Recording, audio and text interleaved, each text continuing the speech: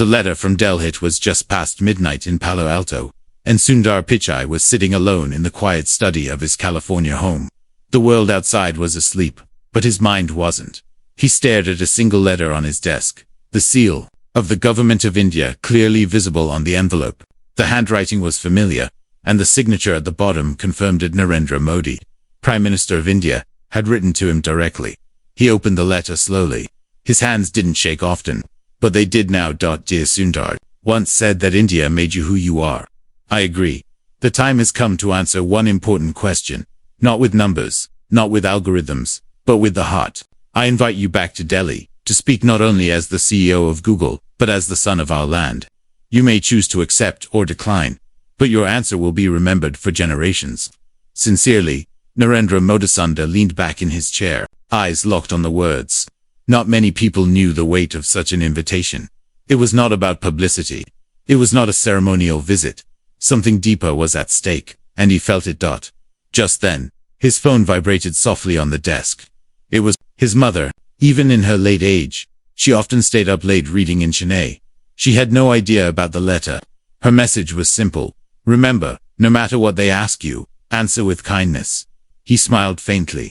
That was his mother, always grounded, always wise. The next morning, Sundar cancelled his meetings.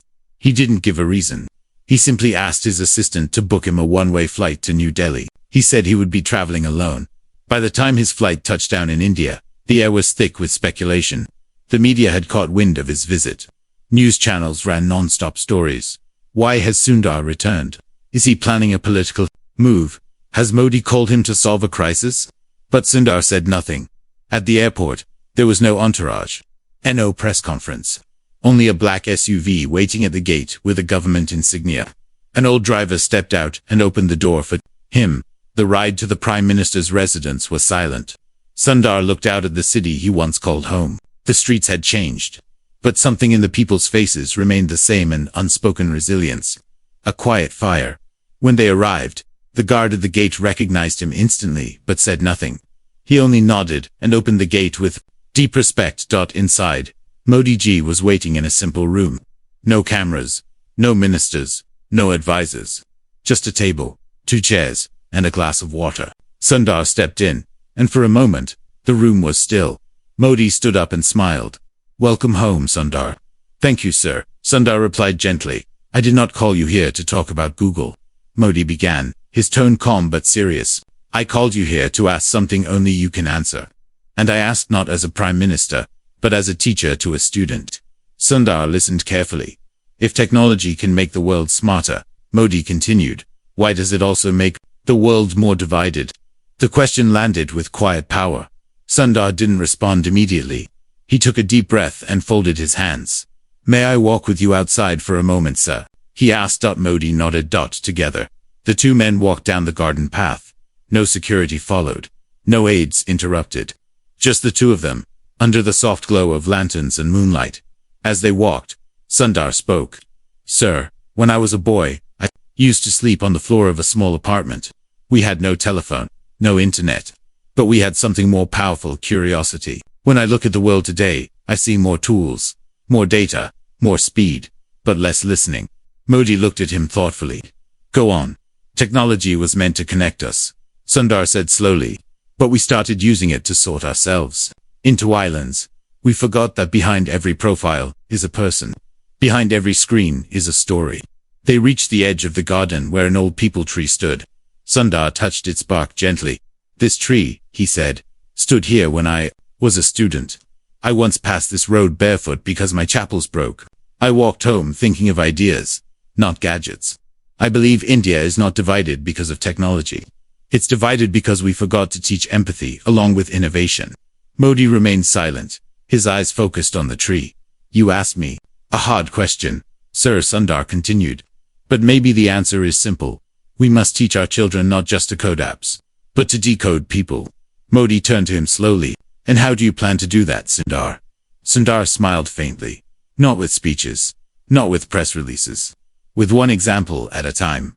Modi said nothing for a long moment. The air grew cooler. The sound of temple bells floated faintly. In the distance. Then, the Prime Minister spoke.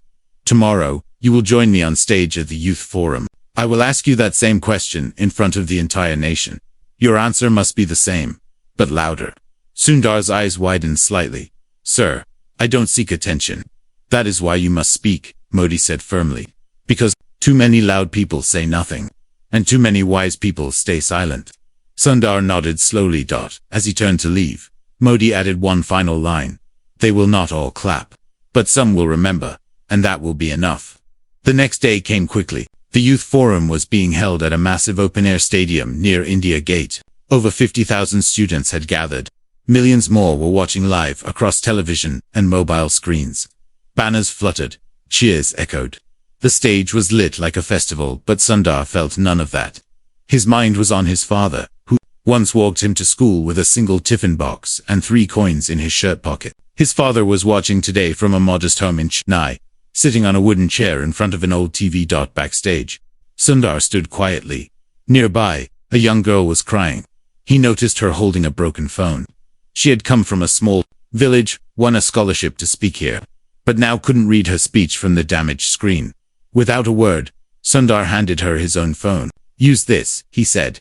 Don't worry about the rest. She looked at him, stunned. But, aren't you the guest of honor? Today you are, he said softly. Minutes later, his name was announced. The crowd erupted. Sundar stepped onto the stage, heart steady but eyes searching for something deeper. But Modi ji stood beside him and turned to the crowd. My question to Sundar Pichai is this, he said. If technology can build rockets and robots, why can't it build peace? The audience fell silent. Sundar stepped forward. Number notes. No phone, just his voice. He looked around at the sea of young faces. Then he began. And just as he spoke the first sentence, a strange noise echoed through the stadium, an unexpected disturbance. A group of men began shouting from the far side. Banners were raised. Slogans flew through the air. Modi turned sharply. Soon stopped mid-sentence. The stage lights flickered. Something was about to happen. Something that would test Sundar's grace in a way no one had imagined. Silence before the stormed banners flew high in the far left section of the stadium. At first, they looked like ordinary student flags, bright colors, simple words, but as the crowd turned to look, it became clear these weren't celebratory signs.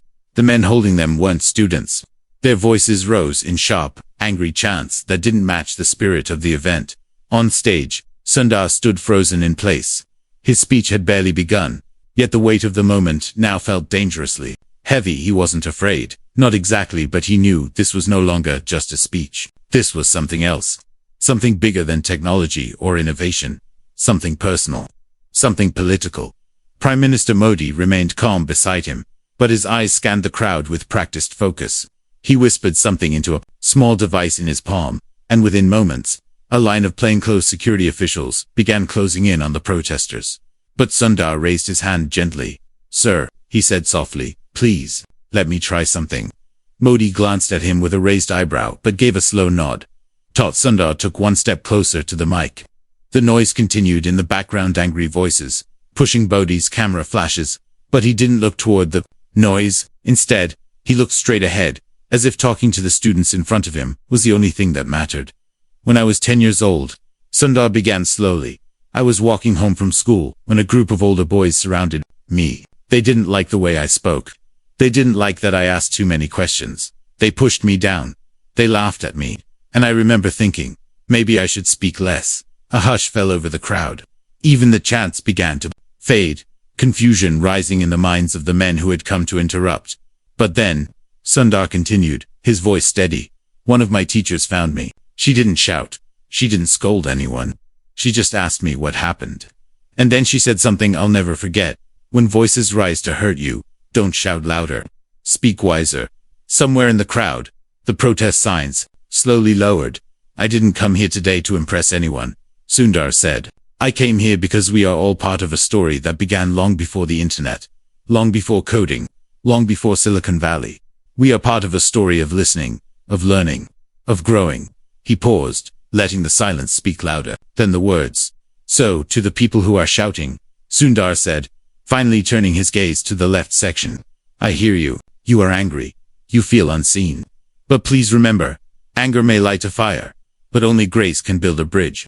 There was a long pause. One of the protesters, an older man, with streaks of grey in his beard, lowered his banner completely and sat down slowly on the bench. One by one, the others followed. The disturbance ended, not with force, not with arrests, but with words. And for the first time that day, the stadium erupted not with noise, but with applause. Thunderous, echoing applause that spread like a wave of hope across the venue. Bodhi stepped forward again, visibly moved. He leaned toward Sundar and said quietly, "You just gave the real speech. No need for another." But Sundar wasn't finished. He turned back to the crowd.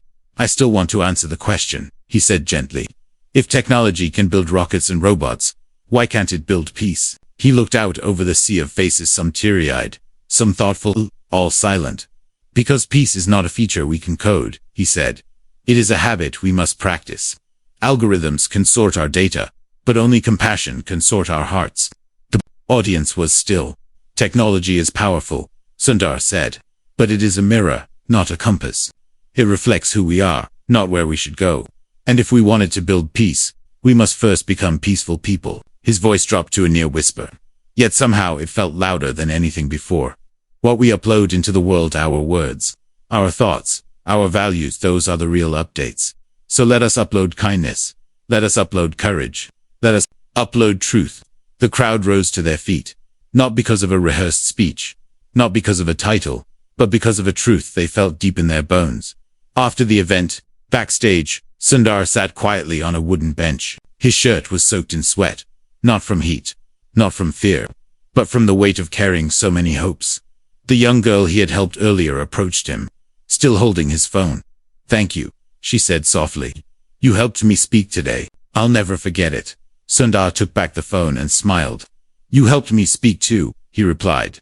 Then, from the hallway, a tall man in a gray uniform approached. He looked official, maybe from the intelligence bureau, but his face was kind. "Mr. Pichai," he said in a low voice. "The man leading the protest asked to meet you. He said it's important." Sundar didn't hesitate. "Bring him in." A moment later, the protest leader walked in, no longer shouting, no longer angry. His eyes looked tired but curious. He folded his hands in greeting. "I'm sorry," he said. "We thought you came to sell something. We thought you would speak about numbers, not people. But I was wrong." Sundar nodded with quiet humility. "I understand. Fear does that to all of us. It closes doors. Can I ask you something?" The man said. "Please. How did you stay so calm, even when we tried to embarrass you?" Sundar looked at him for a long time. "Because I've been poor," he said. "I've been overlooked. I've been told I don't belong. And I've learned, when someone throws fire at you, the most powerful thing you can do is not catch it, just let it fall." The man's eyes welled with tears. "You are not just a CEO. You are something else." "No," Sundar said with a gentle smile. "I'm just someone who didn't forget where he came from." The two men shook hands, not as strangers, not as enemies, but as people who had finally listened. Later that evening, as Sundar prepared to leave the stadium grounds, Modi ji walked beside him one last time. The sun was setting. The golden light bathed the city in soft silence. "You gave us more than words today," Modi said. "I only gave back what India gave me," Sundar replied. They reached the car, waiting at the gate. Before Sundar stepped in, Modi handed him a small envelope. "What is it?" Sundar asked. "A request," Modi said. "From someone you won't expect." Confused, Sundar opened it. On inside was a handwritten note, this time not from the Prime Minister, but from someone else. Someone who had once dismissed Sundar. Someone from his past. Someone whose name still stirred an old pain in his heart. It was signed, "Your old professor, Dr. Ramanatha." And the note read, "Dear Sundar, I saw you on television today. I didn't believe in you when you were my student. I didn't think your ideas were realistic. I thought you were too soft for the world. Today, I saw how wrong I was. May I meet you? I owe you an apology." Sundar closed the note slowly, emotions tightening in his chest. He hadn't thought about Dr. Ramanathan in years. Their last interaction had been bitter, painful, and left unresolved. And now, the very man who once mocked him, wanted to meet him. He looked up at Modi. "Where is he?" Modi gave a small smile. "Waiting for you at your childhood school. He said he'd wait all night, if needed." Sundar stepped into the car, heart pounding with something heavier than joy. something deeper than pride. The past was calling. And this time, he was ready to answer. The blackboard that never forgot car moved slowly through the narrow lanes of Chennai. Roads Sundar hadn't traveled in decades. Even though the buildings had changed, and the trees seemed older, there was a strange familiarity to the cracked sidewalks and the faded blue paint peeling from the boundary walls. He leaned against the window, watching life pass by like a dream trying to remember itself. Every corner held a memory. That small tea shop where he and his friends once pooled together 3 rupees to share a single glass of chai. The bus stop where he waited for hours because he didn't have money for an auto. The crossing where he once ran barefoot in the rain just to catch the morning bell. And then, as the car turned one final corner, it appeared. The school. Old, unassuming, yet still standing with quiet dignity. The gate was rusted. The walls had dark stains from too many monsoons. But to Sundar, it looked like a temple. He stepped out of the car and took a deep breath. The air smelled of chalk dust, old wood, and wet earth. The gate creaked as he pushed. It opened. Inside, the schoolyard was empty except for one man sitting alone on a bench beneath a banyan tree. Dr. Y. Ramanathan. His hair was fully white now. His shoulders more stooped than Sundar remembered. But there was something unchanged in the way he held a book in his hands. If he was still waiting for a class that never ended. Sundar walked slowly toward him. Each step felt heavy, not because of fear, but because of everything unsaid between them. When he reached the bench, the old professor looked up. For a long second. Neither man spoke then. In a voice softer than Sundar ever remembered, Dr. Rum said, "I thought you wouldn't come." "I wasn't sure if I should," Sundar replied. "I wouldn't blame you if you hadn't." They sat in silence. The birds chirped overhead. A distant bell rang from a nearby temple. The air was warm, still, and thick with old feelings that neither of them knew how to unpack. Finally, Dr. Ramanathan sighed. "You were always the boy who asked the wrong questions," he said, not unkindly. "Or maybe the right ones at the wrong time," Sundar said with a hint of a smile. The professor chuckled faintly. "Perhaps both." Then his face grew serious. "I need to say something," he said. "I'm listening." The professor looked straight ahead, as if speaking not just to Sundar but to something far away. "I was harsh with you," he said. "You had dreams I didn't understand. You spoke of a future where India would lead in technology, where information would be free, where children would learn not just facts but ideas. I dismissed it. I called it fantasy. I even laughed when you said you'd work for a company no one in India had heard of at the time." Sundar remembered that day too well. He had been 17. It was a career guidance session, while others wrote down engineer, doctor, or civil servant. Sundar had written to build something the world hasn't seen yet. Dr. Ramanathan had laughed in front of the whole class. "Who do you think you are?" he had asked. "Steve Jobs." The memory burned even now. "I wasn't laughing at your dream," the professor continued. "I was laughing at my own failure to dream beyond what I knew." He turned and looked at Sundar. "I am sorry." Sundar sat quietly, absorbing the words like water soaking into dry soil. He hadn't come for an apology. He didn't need one. But hearing it healed something in him he didn't know was still broken. "Do you know what hurt the most back then?" Sundar said softly. The professor shook his head. "It wasn't the laughter. It wasn't the scolding. It was when you said, 'Even if you succeed, you'll forget this place. You'll forget us.'" The professor closed his eyes. "I remember saying that," he whispered. "And for a long time," Sundar said, "I was afraid you were right." He stood up and looked around the schoolyard. "I went to America. I got degrees. I led teams. I spoke to presidents and billionaires. But every time I succeeded, a part of me wondered if I had truly left this place behind. And that doubt, it stayed." He paused. "Until today." Dr. Ramanathan looked up. "Because today," Sundar said, "I realized I never forgot. I carried this place in my heart. And now, I've returned not to prove anything, but to close the loop." The professor rose slowly from the bench. His hands were trembling. "Then let me give you something," he said, and led Sundar toward one of the old classrooms. The door creaked open. Inside, the desks were the same. The blackboard was the same. Even the ceiling fan above still buzzed like a tired bee. The professor walked to the corner cupboard and opened it from within. He pulled out an old register, thick worn notebook, with yellowing pages. "This was your class register," he said. "I kept it all these years." He opened a page and pointed to a line. There, in faded ink, was Sundar's name, and beside it, A red note in the margin: student speaks too much. Disrupts class. Dreams beyond curriculum.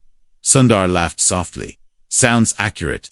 The professor took out a pen and right there in front of him crossed out the note. He replaced it with a new one. Student taught the world to listen. They stood in silence.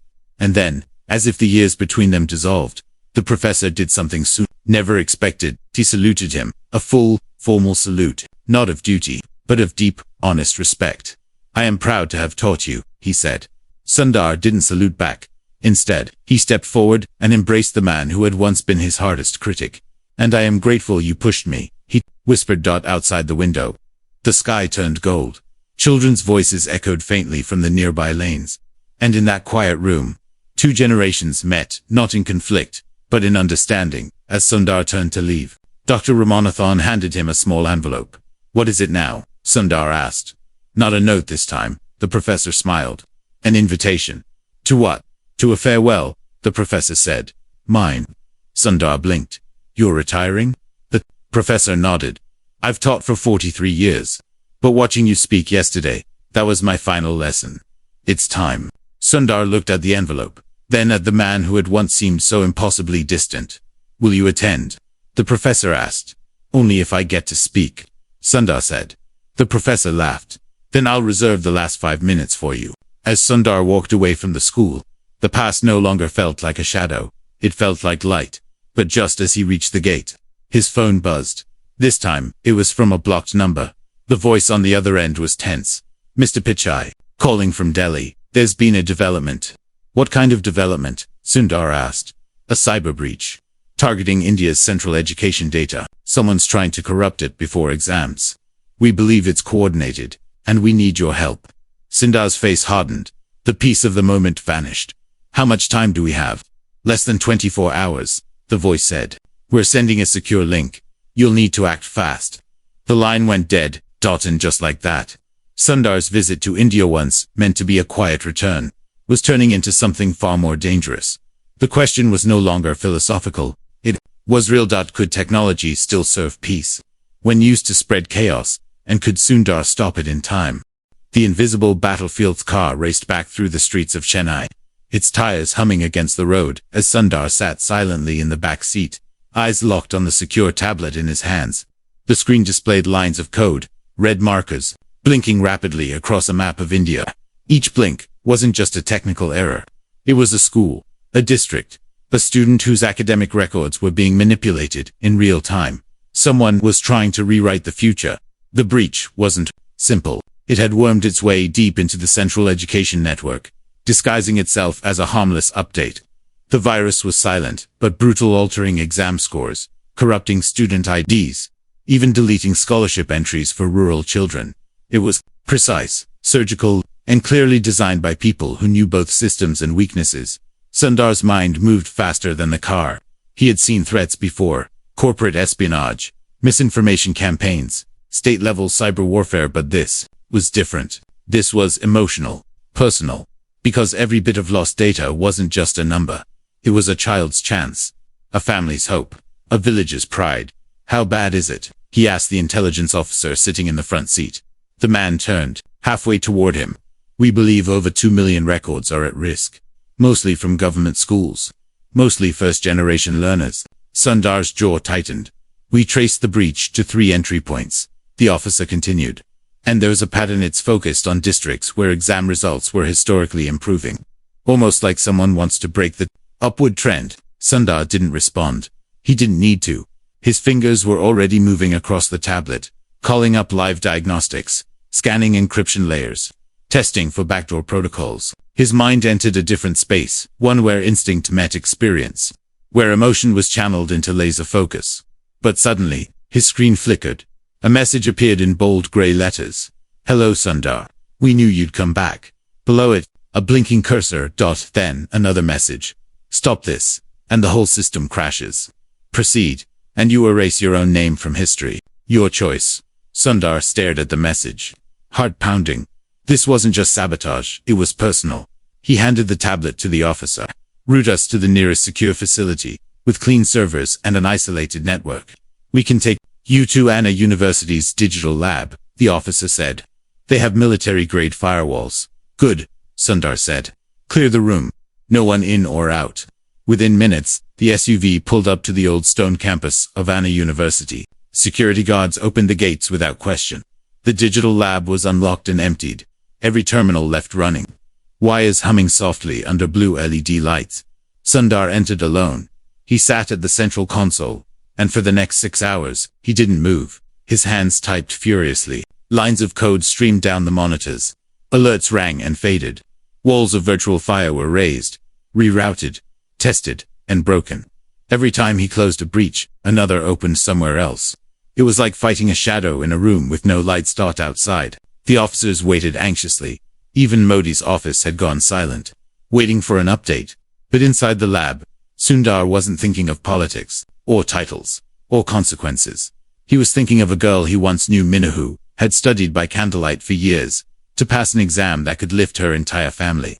He was thinking of a boy who built a computer from broken parts, just to apply for an engineering college. He was thinking of millions of children who never had the tools he did. And he was thinking of what would happen if they lost their chance, before they even started then. Just as the first rays of morning sun filtered through the lab windows, he found it. The heartbeat of the breach. It was hidden inside a government update tool and exploit that had been injected 3 weeks ago, through a disguised patch. Subtle, nearly undetectable, only visible if you followed a trail of non-standard character strings, buried 5 layers deep in the code. He paused. He had 2 options. Option 1. Isolate and delete the code. Safe, slow, would take too long. Option 2. Trace it, revert a diagnostic, and collapse the breach manually from within. Fast. Dangerous. One error and the entire education database might go offline permanently. His hands hovered above the keyboard. He closed his eyes, and then typed. Each command was a leap of faith. Each second was a test of nerves. And then silence.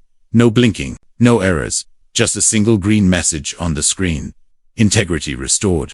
All records secured. Sundar leaned back in his chair. His body was aching. His eyes burned, but his heart felt light. He stood up, walked to the window, and watched the sunrise. Outside, birds flew across the pale sky. A street vendor was setting up his cart. Children walked to school in neat uniforms, swinging their bags, unaware of the storm that had almost erased them. And that was the beauty of it. They didn't need to know. They just needed to dream. He stepped outside. The officers stood up immediately. "We're clear," he said simply. "You stopped it?" one asked. Sundar nodded. "Yes, but we'll need to train every district officer in cyber hygiene. This can't happen again." One younger officer, no older than 27, stepped forward. "Sir, may I ask something personal?" Sundar looked at him. "Why do you care? So much you could have just made a call, sent a team, gone back to Silicon Valley."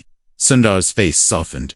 "Because once," he said, "someone looked at me and saw nothing." He paused. "But someone else looked again, and saw potential." He turned and walked away. But the story wasn't finished. Not yet. That evening, as Sundar boarded a small charter plane back to Delhi to meet Modi ji, he received another message. This time, it wasn't a threat, it was a photo. A classroom in Baishat, students clapping, and a chalkboard behind them, with words written in large, uneven handwriting. "Thank you, Sundar sir. We got our marks back."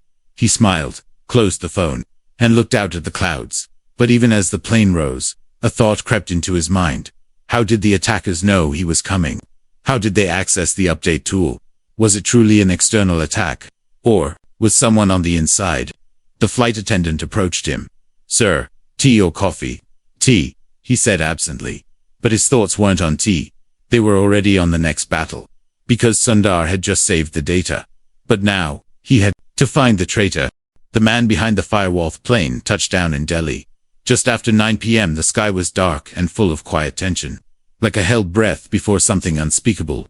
Sundar stepped onto the tarmac, and before his shoes even touched the concrete, a high-ranking official from the Cyber Intelligence Bureau was already waiting at the foot of the stairs. No smiles, no greetings, just urgency. Double quotes. "Mr. Pichai, please come with us. There's something you need to see." They drove in silence. Not to a government building, not to the PM's office, but to an unmarked black compound near Chanakuparino signs. No flags, just high walls and silence. Inside, Sundar was led to a dim room with a single monitor, glowing in the corner. The officer gestured to the screen. "This is the live traffic from the update tool that was used in the attack," he said. "We traced the final key entry to a server in Bangalore. But that was just the surface. The real breach came from a device with admin-level clearance. Only 5 people in India have that kind of access." He clicked. A new window opened. 5 names appeared. Sundar's eyes scanned them quickly. The first 4 were known government officials, men and women with years of service. Clean records. But the 5th name stopped him. Cold. Manav Rajan. For a moment, Sundar thought it had to be a mistake. But the photograph beside the name made his stomach twist. Manav had once been his closest friend. They had studied together in college, laughed under the same campus trees, worked on projects until dawn, fueled by coffee and wild dreams. Manav had been there the day Sundar received the scholarship to go abroad. He was the one who cheered the loudest. And when Sundar left for Stanford, Manav had stayed behind, saying, "Someone needs to build here while you build there." For years, they stayed in touch, until suddenly, they didn't. There had been silence. And now, this. "Are you sure?" Sundar asked, voice barely above a whisper. The officer nodded grimly. His credentials were used to approve the backdoor patch. And we just traced a transfer of encrypted funds to a foreign account in his name about 4 hours before the breach was discovered. Sundar stepped back from the screen. He felt like the ground beneath him had shifted, not because of the crime, but because of who had committed it. "We believe he's still in India," the officer continued. "But he's hiding. Probably knows we're closing in. We'll catch him. We just need time." But Sundar wasn't listening anymore. His mind had already drifted to the past. To the long nights on campus rooftops. To the moments they shared dreams of changing the world together. What had changed? What had broken? What had pushed a man so brilliant into the shadows? Hours later, Sundar sat alone in a government guest house. He couldn't sleep. Not because of fear, but because of grief. How do you mourn a betrayal that hasn't fully happened? Yet, how do you search for justice when the face of the traitor wears your oldest memories? Then, at 2:43 a.m., his phone buzzed. No caller ID. No location. Just a voice. "You always said, truth matters more than timing," the voice said. "So here's mine. I didn't do it for money. Sundar, I did it because I was tired." Sundar froze. "Manav, yes," the voice replied. "But not the man you knew. Not anymore." Sundar gripped the phone tightly. "Where are you?" "I can't tell you that," Manav said. "They're probably tracing this already. I don't have long." "Why, Manav?" Sundar whispered. "We were building the same dream. What happened?" The voice on the line cracked with a bitter laugh. "No, Sundar, you were building the dream. I was watching it leave me behind." He paused, then continued. "You flew. I stayed. You became a name the world respected. I became a file no one opened. Do you know what it's like to watch every opportunity go to someone else? To apply again and again, and be told, you're good, but not global enough? Do you know what it's like to train teams only to watch them get shipped out to Silicon Valley?" Sundar said nothing, because in some corner of his heart, he did know. "You were the face," Manav said. "But I was the foundation. And no one even knew." The silence grew heavier. "You could have called me," Sundar said. "I wanted to," Manav replied. "But pride is a cruel thing. It hides in your mouth like glass. And every time you try to speak, it cuts you." Sundar felt his throat tighten. "But why hurt students?" he asked. "Why hurt children, who never even knew your name?" "Because their dreams were being built on a broken promise," Manav said. "I wanted to shake the system, force a conversation. And I knew. The only way to make people listen was to threaten the one thing they protect: data." "You didn't need to become a criminal to be heard," Sundar said gently. "But I did," Manav replied. "Because the world doesn't listen to pain. It only listens to chaos." Then, after a pause, he added, "I never wanted to hurt you, Sundar, but part of me needed you to feel what it's like. To be unseen." Sundar closed his eyes. "You were never unseen, Manav. You were just unheard. And I'm sorry for that." There was a long silence. Then the call ended. No location, no clue, just a lingering echo of words that cut deeper than any attack. The next morning, Sundar met Modi ji in a private chamber. The Prime Minister had read the full report. "We have enough evidence to issue an international warrant," he said. "But if you want to speak first, we'll hold." Sundar thought for a long moment. "No, he said finally. Issue it. But make one thing clear. In the public release, this isn't about revenge. It's about repair. Modi studied him carefully. You're carrying too much weight. Maybe, Sundar said. But sometimes, when you know how much something matters, you carry it anyway. You spoke with him, didn't you? Modi asked quietly. Sundar nodded. Modi didn't press further. He simply said, your farewell speech is tomorrow. Dr. Ramanathan asked me to remind you. Sundar gave a tired smile. I almost forgot. Then maybe, Modi said gently, it's time to speak, not just as a CEO, but as a friend, and as a human being. That night, Sundar sat in his room and pulled out an old photograph from his bag. It was him and Manavam slung over each other's shoulders, laughing on the last day of college. Behind them, a wall with chalk writing that read, the world is ours to fix. He traced the edges of the photo with his fingers, then turned it over. On the back, Manav had once written, if you ever become too big to call me back, just remember who taught you how to write your first code. Sundar wiped his eyes, then opened his laptop and began to write .NOT code, but a speech, one that would not only speak to a farewell, but to a future, and maybe just maybe to a friend lost in the dark. The farewell that echoed the school auditorium was never meant for grand speeches. It had peeling paint on the sidewalls, old wooden fans that turned lazily even when they worked, and a faint echo that made every sound feel like a memory. But, on this day, it was filled to the last row. Students lined the walls. Teachers sat in tight rows on rusted chairs. An alumni who hadn't stepped foot inside in decades had returned for one reason: Dr. Ramanathan's farewell. The air buzzed. With quiet anticipation, Sundar stood backstage, wearing a simple white shirt and grey pants, the same kind of clothes he used to wear as a student. He didn't carry a speech in his pocket. No tablet. No notes. Just a folded photo in his hand, the one of him and Manav, still worn from the night before. His mind wasn't fully in the room. It was walking through memories. The first time he had entered this school, holding his mother's hand, too shy to look anyone in the eye. The time he stood at this very stage, trembling, trying to explain a science project using cardboard and borrowed wires, the way his classmates had once laughed. And how later, some had clapped. And now, here he was, not to impress, not to prove, but to say something that might stay after he left. The principal stepped forward to the mic. Before we hear from our guest of honor, Mr. Sundar Pichai, let us first welcome the man of the hour, beloved Dr. Ramanathan. The crowd rose in a standing ovation as the old professor walked slowly to the front. He looked smaller than ever, the years etched deep into his frame, but his eyes still held a sharp gleam. He gave a short speech, earnest, humble, full of gratitude. He didn't speak about accomplishments. He spoke about failures, about students he didn't understand, about mistakes he made as a teacher.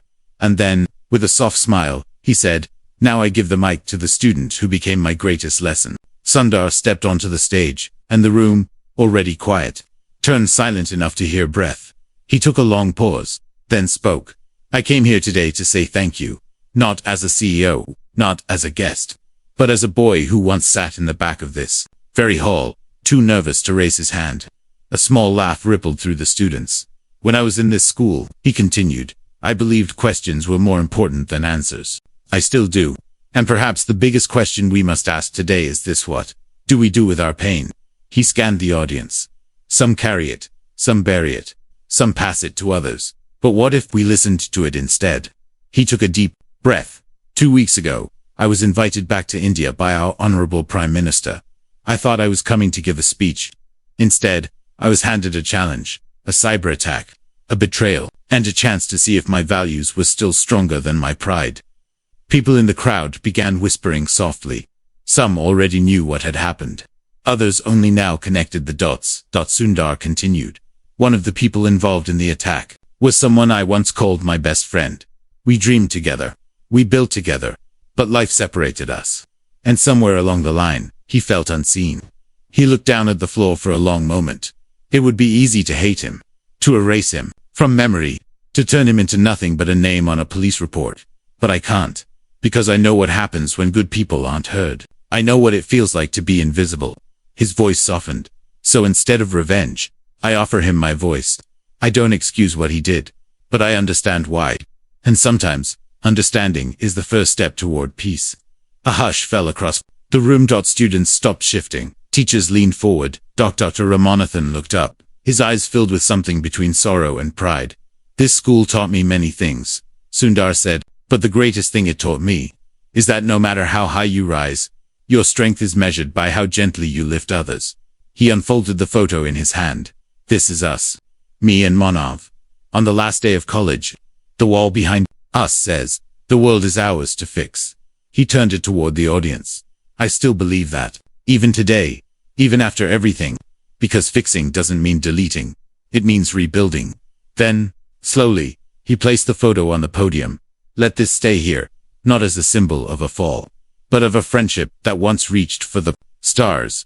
He looked at Dr. Ramanathan, and to my teacher, who once doubted me, then taught me more with one apology than 1,000 lectures. I thank you, not just for the lessons, but for reminding me that growth never ends. Not for a student, not for a teacher. The professor rose from his seat, and for the first time in his long career, he clapped alone, until the whole room followed. Not a loud applause, but a steady, respectful one. As Sundar stepped down from the stage, a young girl in uniform rushed up with an envelope. This came for you, she said breathlessly. A man dropped it at the gate, said it was urgent. Sundar opened it slowly. Inside was a single handwritten note. No name, no sender, just a line. Maybe one day, I'll stand beside you again, not to fight, but to build. His eyes stung. He folded the letter and placed it in his coat. Outside the auditorium, the sun was beginning to set. He walked through the school gates once more, the crowd still buzzing behind him. And as he stepped into the car waiting outside, he whispered to himself, let the future be built by those who chose grace over anger, and truth over fear. Then he smiled, leaned back into his seat, and closed his eyes. Because he knew this story wasn't the end, it was the beginning.